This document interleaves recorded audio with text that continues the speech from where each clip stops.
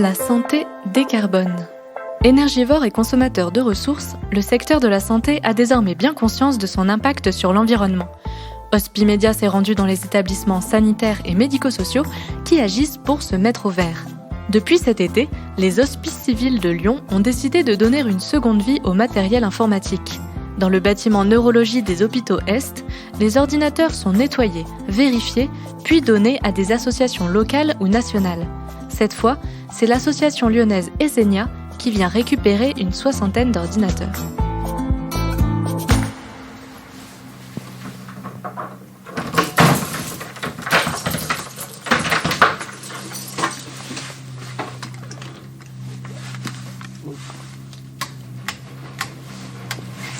Voilà, ça c'est le local qu'on nous a attribué. C'est à l'hôpital, avoir du local, c'est compliqué aussi. José Amaro, moi je suis responsable de l'unité poste de travail au sein des HCL. Et Charles Salah, je suis ingénieur sécurité informatique. Je ne cache pas que pour obtenir la moindre pièce, donc là on a eu la chance, on avait ce local qui était disponible. Donc ici en fait on a une partie stockage, là-bas au fond, où on ramène en fait des différents sites les matériels qui sont normalement destinés au recyclage. Donc jusqu'à présent, on passait par une société donc, qui nous récupérait le matériel, qui en général s'occupe de récupérer les matières premières, mais qui valorise assez peu le matériel en tant que tel. Donc nous, l'intérêt, c'est de dire qu'il y a du matériel qui peut encore servir. Nous, on ne peut plus le garder. Alors, parce que la première étape qu'on a faite, c'est quand même d'essayer de garder le matériel le plus longtemps possible aux HCL pour notre usage propre. Maintenant, on a des matériels qui ne supportent plus les dernières versions de Windows. Donc nous, on ne peut plus les mettre à jour. Et donc, du coup, on peut quand même les utiliser avec du logiciel libre, par exemple, pour faire de la bureautique, de la navigation Internet, de la messagerie. C'est tout à fait utilisable. Donc l'idée, c'était de dire, on va leur donner une seconde vie. Pendant quelques années encore, ils peuvent tout à fait être utiles. Donc voilà, là, on les prend. Ensuite, on a un petit coin atelier sur lequel on les ouvre, on regarde s'ils ont du disque, s'ils ont bien de la mémoire, parce que souvent, on a déjà récupéré des pièces dessus. Donc on s'est fait un petit stock de pièces détachées, on les remet pas à neuf, mais en tout cas en fonctionnement. Et après, nous, on a une obligation, étant donné qu'on a quand même des données, potentiellement des données patients ou des données nominatives sur les disques durs. Donc on a obligation d'abord les passer par un logiciel d'effacement sécurisé. C'est une obligation légale. Donc on ne laisse pas sortir de matériel de chez nous sans les avoir complètement effacés. Normalement, sur des postes de travail comme ça, il n'y a pas de données, de santé, il n'y a pas de données patients. Mais on ne peut pas prendre le risque. Donc, quand on a construit la convention avec les associations, on a travaillé avec notre direction juridique. Et du coup, on a mis en place un processus où on s'assure que non seulement les PC sont effacés, mais sont effacés avec un logiciel qui est certifié pour effacer de la donnée. Et à chaque fois, on a un rapport d'effacement. C'est-à-dire qu'on est capable de prouver pour chaque PC donné qu'on l'a bien effacé. Et que l'effacement a eu lieu avec succès. Voilà. On doit garder la traçabilité, en fait. Et puis on regarde aussi la qualité du disque, avec cette statistique d'utilisation. Vous voyez, là, c'est un disque qui a été utilisé 150 jours, donc il a encore une durée de vie plus de 1000 jours. Vous voyez, donc c'est un disque qui est tout à fait utilisable encore. Alors, nous, on a un parc d'un peu plus de 20 000 ordinateurs sur l'ensemble des HCL. Tous les ans, on en mettait au recyclage entre 2 et 3 000. Donc l'idée, c'est au moins la moitié de ces machines-là, pouvoir les remettre en circulation et les refaire fonctionner. Donc voilà, on table sur 1000 à 2000 appareils qu'on pourrait remettre en circulation. Donc voilà, nous, on n'a pas forcément la capacité à traiter complètement tout ça. Donc on essaie de faire la première partie, qui est une obligation légale. Et ensuite, on s'appuie sur des associations partenaires qui vont ensuite faire l'installation des logiciels adaptés dessus et qui vont, par différents circuits, le recycler, leur redonner une seconde vie, et non pas simplement du recyclage, mais on va les réutiliser. José Amaro et Charles Salah ont décidé pour ce projet Seconde Vie de travailler avec des associations locales et nationales. Ils nous expliquent comment ils les ont choisis. En fait, on avait deux contraintes. Il fallait que ce soit des associations reconnues, soit d'intérêt général, soit d'utilité publique. Et puis, en tout cas pour celles avec lesquelles on a un partenariat long terme. Et puis, l'idée, c'était de s'assurer qu'on était capable d'évacuer le volume, parce qu'on parle quand même de 1000 à 2000 PC par an. Et en même temps, c'était des associations qui étaient intéressées par le matériel qu'on pouvait donner. Donc, en fait, on a fait un mix. On a des partenariats avec des associations locales l'atelier soudé et Zenia, qui font partie, qui vont récupérer des PC qui ont une large gamme de PC qu'ils acceptent de récupérer et de reconditionner, parce qu'ils ont vocation à réparer et à vendre, à vendre ou à donner aux personnes en fracture numérique. Et en même temps, on a fait un partenariat avec des associations nationales, notamment Emmaüs Connect, qui eux sont plus exigeants sur ce qu'ils récupèrent, puisqu'ils réparent beaucoup moins eux-mêmes. Ils font réparer, mais ils réparent moins eux-mêmes. Donc il leur faut des équipements qui nécessitent moins de réparation. Et qui par contre sont capables d'absorber des très très gros volumes, parce que comme c'est une association nationale, on sait qu'on aura un débouché. Donc l'idée c'était d'avoir un peu les deux, un peu du local, pour quand même avoir un impact le plus local possible, un peu du national pour s'assurer des volumes, et puis avoir des associations qui récupèrent différents types de matériel pour s'assurer qu'on peut à peu près tout donner, en tout cas tout ce qui est en état de fonctionnement. On va faire un rôle d'abord. Déjà, il y en a qu'un qui rentre dans l'ascenseur. Oui, c'est dommage de le rencontrer. Le local est très très bien. On a de la place. Par contre, la porte est petite. Donc, t'as besoin que je passe devant, peut-être, José.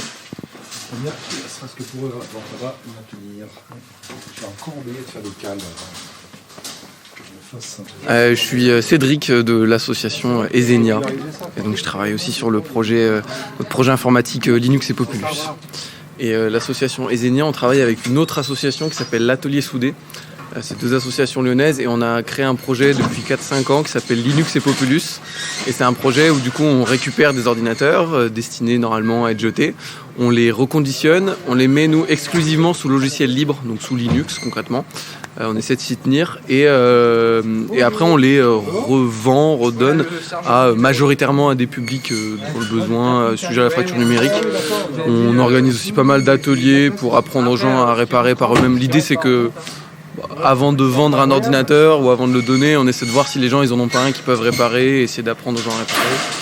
Et voilà. S'il marche plus quand vous voulez redémarrer, c'est votre faute. Jamais. Et du coup, c'est ce qu'on disait, ils sont sans système d'exploitation par contre, ils sont à NUF. Oui, on va mettre Linux de toute façon dessus. Écoutez, messieurs, merci. Merci à vous. Vous nous dites quand vous avez besoin. Ouais, c'est pour ça que c'est bien d'avoir différentes associations, parce que vous avez vu, en fait, eux, ils n'ont pas du tout la même démarche qu'Emmaüs. Emmaüs, leur but, c'est vraiment de donner au plus grand nombre ce qu'ils ont besoin ou ce qu'ils pensent avoir besoin, donc plus du Windows, portable, etc., parce que c'est ce que les gens achètent en général.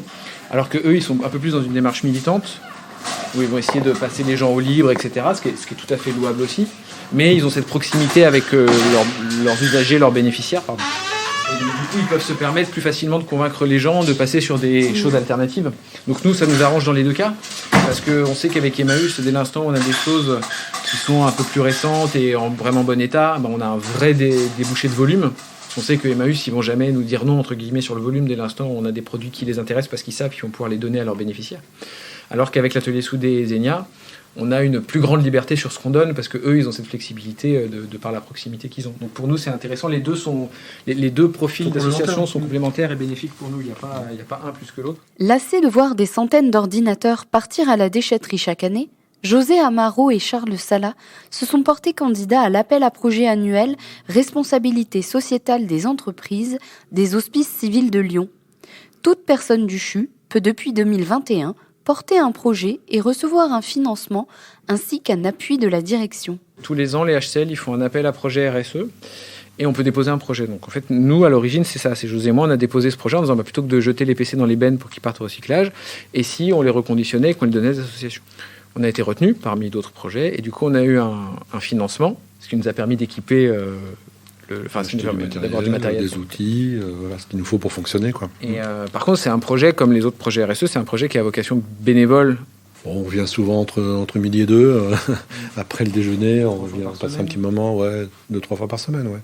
On a notre boulot à côté, oui. En fait, l'idée, c'est qu'il faut qu'on arrive à trouver le bon compromis entre il faut que ce soit efficace, il faut qu'on arrive à en donner suffisamment pour que ça ait un impact, mais en même temps, sans solliciter les gens outre mesure, parce que déjà, ils ont leur travail au HCL, et puis en plus, parce que si on les fait venir entre midi et 2 ou le soir, il faut que ce soit suffisamment peu souvent et qu'on ait un roulement suffisamment rapide pour que, si c'est 1 heure tous les 15 jours, c'est pas la même chose que si c'est 2 heures par jour, parce qu'on leur demande de venir tous les midis et 2. Là, on a déjà une dizaine de personnes qui se sont inscrites pour commencer à nous aider.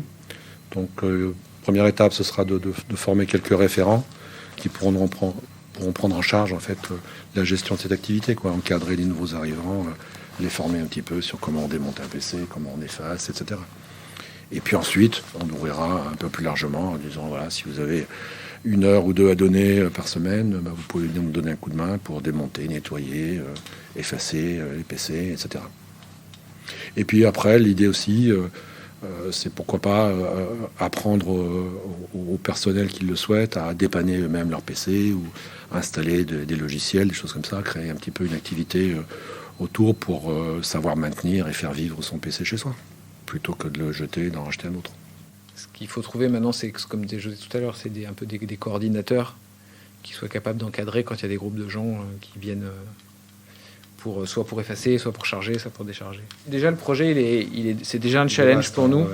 Donc on essaie d'y aller étape par étape pour s'assurer que ce qu'on fait déjà, ça marche. Là, déjà, on est à quelques livraisons. On a fait 250 PC à peu près. C'est ça. Donc déjà, on a vu que ça marche bien.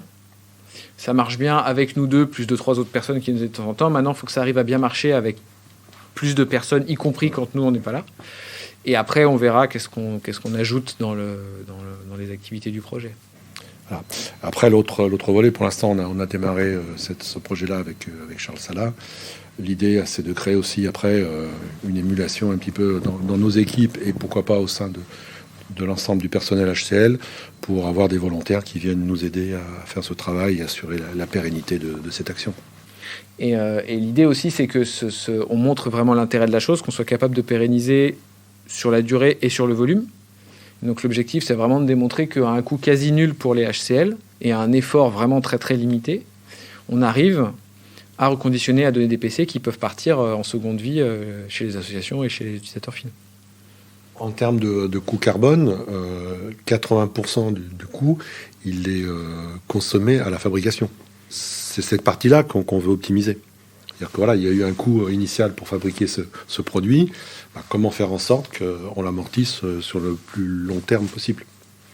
Et c'est vrai que c'est pour ça que les constructeurs de logiciels nous aident pas trop, parce qu'eux, ils sont plutôt envie qu'on change souvent. Et voilà, nous imposent des changements de matériel, alors que parfois, ils fonctionnent encore très bien.